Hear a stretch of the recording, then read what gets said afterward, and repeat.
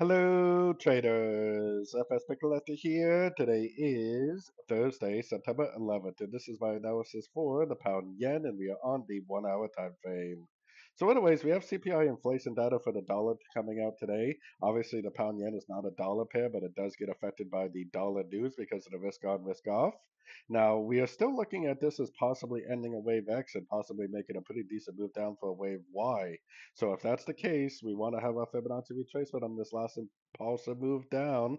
We want to watch our Fibonacci retracement levels very closely to see if we get like a nice engulfing move to the downside at one of those levels. If we do, then hopefully what ends up happening after that is it ends up either making a five-wave downtrend like this, which would be more of a regular flat, or possibly a three-wave move to the downside, which would be more of a WXY.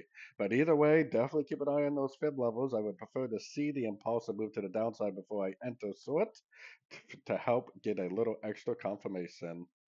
So anyways, don't forget to check out my website linked over here in the corner. And as always, thank you for watching and happy trading.